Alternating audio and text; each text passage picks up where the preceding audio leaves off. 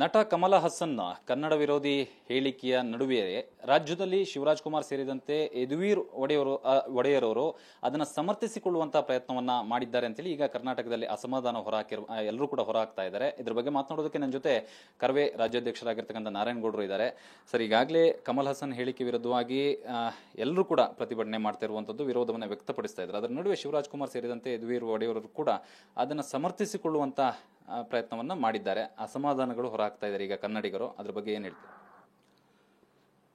ಬಹುಶಃ ಅಸಮಾಧಾನ ಅನ್ನೋದಕ್ಕಿಂತ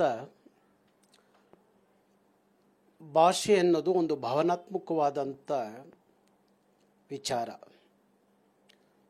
ಭಾಷೆಗೆ ಕುತ್ತು ಬರುತ್ತೆ ಅಂದಾಗ, ಭಾಷೆಗೆ ಅಪಮಾನವಾಗುತ್ತೆ ಅಂದಾಗ ಅದನ್ನು ಒಂದು ಭಾಷಾ ಸಮುದಾಯ ಯಾವತ್ತೂ ಸಹಿಸಲಿಕ್ಕೆ ಸಾಧ್ಯವೂ ಇಲ್ಲ. ಒಬ್ಬ ತಮಿಳ್ ನಟ ಅವನ ಭಾಷೆ ಬಗ್ಗೆ ಏನು ಬೇಕಾದರೂ ಮಾತಾಡಿಕೊಳ್ಳಿ, ನಮ್ಮ ಅಭ್ಯಂತರ ಇಲ್ಲ. ಆದರೆ ತಮಿಳಿನಿಂದ ಹುಟ್ಟಿದ್ದು ಕನ್ನಡ ಅಂತ ಹೇಳಿಕೆಯನ್ನು ಕೊಟ್ಟಾಗ, ಸುಳ್ಳು ಆರೋಪವನ್ನು ಮಾಡುವಾಗ, ಪೊಳ್ಳು ವಿಚಾರವನ್ನು ವೇದಿಕೆಯಲ್ಲಿ ಹಂಚಿಕೊಳ್ಳುವಾಗ ಅಲ್ಲೇ ಇದ್ದಂಥ ದೊಡ್ಡ ಮನೆಯ ಹಿರಿಯಣ್ಣ ಶಿವಣ್ಣವರು ಅಲ್ಲೇ ಇದ್ದರು. ಶಿವಣ್ಣನಿಗೆ ಆ ಸಂದರ್ಭಕ್ಕೆ ಉತ್ತರ ಕೊಡಲಿಕ್ಕೆ ಅವ್ರಿಗೂ ವಿಚಾರ ಗೊತ್ತಿತ್ತೋ ಇಲ್ವೋ ಅದು ಬೇರೆ. ಅವರು ಅಲ್ಲಿ ಕೂತ್ಕೊಂಡು ಚಪ್ಪಾಳೆ ಹೊಡೆದ್ರು ಅಂತ ಹೇಳುವಂಥದ್ದು.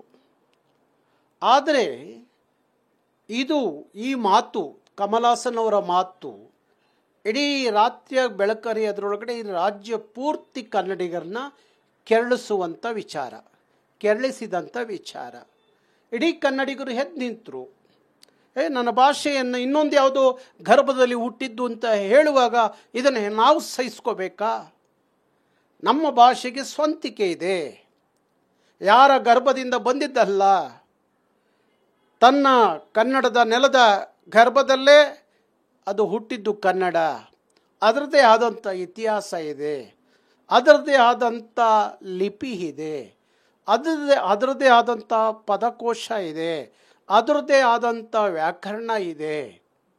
ಅದು ಇವತ್ತಿಂದಲ್ಲ, ಕ್ರಿಸ್ತಪೂರ್ವ 450ರಲ್ಲಿ ನಮಗೆ ಸಿಕ್ತಂಥ ನಮಗೆ ಆ ಒಂದು ಆಲ್ಮಿಡಿ ಶಾಸನ ಹೇಳುವ ಪ್ರಕಾರ ಸುಮಾರು 4600 ವರ್ಷಗಳ ಇತಿಹಾಸ ಕನ್ನಡಕ್ಕೆ ಇದೆ ಅಂತ ಹೇಳುವಾಗ, ಇತ್ತೀಚೆಗೆ ಸಿಕ್ತಂಥ ಶಾಸನಗಳು ಆ ಕನ್ನಡದ ಬಗ್ಗೆ ಯಾವ ಭಾಷೆಯಿಂದ ಬಂದಿದ್ದಲ್ಲ ಅನ್ನುವ ಪ್ರಕಾರಗಳನ್ನು ಒತ್ತಿ ಹೇಳುವಾಗ, ಶಾಸನಗಳು ಇವನು ಏನೂ ಗೊತ್ತಿಲ್ಲದ, ಕನ್ನಡದ ಬಗ್ಗೆ ಯಾವ ಅರಿವು ಇಲ್ಲ, ಕನ್ನಡದ ಬಗ್ಗೆ ಇವನು ಭಾಷಾ ತಜ್ಞನೂ ಅಲ್ಲ, ಇಲ್ಲ ಕನ್ನಡದ ಇತಿಹಾಸ ತಜ್ಞನೂ ಅಲ್ಲ, ಇವನೇನೋ ಅಲ್ಲೆಲ್ಲೋ ತಮಿಳರನ್ನ ಹೋಲೈಸಲಿಕ್ಕೋ ಇಲ್ಲ ತಮಿಳಿನ ದುರಾಭಿಮಾನವೋ ಕನ್ನಡವನ್ನು ಹೀಯಾಳಿಸ್ತಾನೆ ಅಂದಾಗ ಅಲ್ಲಿದ್ದಂಥ ಶಿವರಾಜ್ ಕುಮಾರ್ ಅವರು ಅಲ್ಲೇ ಉತ್ತರ ಕೊಡ್ಬೋದಾಯಿತು.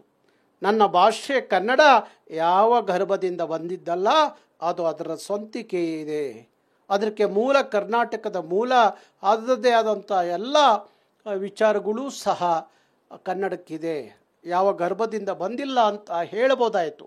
ಇಲ್ಲ ಅಲ್ಲಿ ಗೊತ್ತಿಲ್ಲದಲ್ಲೇ ಹೇಳಲಿಕ್ಕಿದ್ದಾಗ ಸುಮ್ಮನಿದ್ದಂಥ ಶಿವರಾಜ್ ಕುಮಾರು ಮತ್ತೆ ಕಮಲಾಸನ್ ಅವ್ರನ್ನ ಸಮರ್ಥನೆ ಮಾಡ್ಕೊಳ್ಳೋದಿದೆಯಲ್ಲ, ಯಾತಕ್ಕಾಗಿ ಸಮರ್ಥನೆ ಮಾಡ್ಕೋತಾ ಇದ್ದೀರಿ ಇಂಥ ಸಂದರ್ಭಕ್ಕೆ?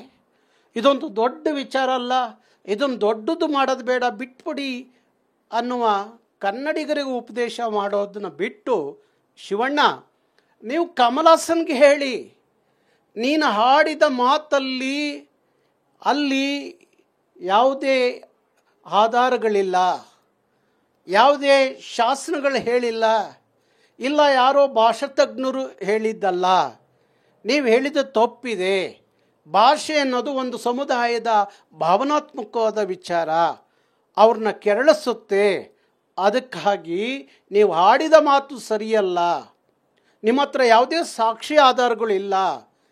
ಆಗಿದ್ದಾಗಲೂ ಸಹ ನೀವು ಮಾತಾಡಿದ ತಪ್ಪಾಗಿದೆ, ಕನ್ನಡಿಗರನ್ನ ಕ್ಷಮೆ ಯೋಚಿಸಿ ಅಂತ ಹೇಳಬೇಕಾದಂಥ ಶಿವಣ್ಣ ನಮ್ಗೆ ಯಾಕೆ ಉಪದೇಶ ಮಾಡಲಿಕ್ಕೆ ಹೊರಟ್ರಿ?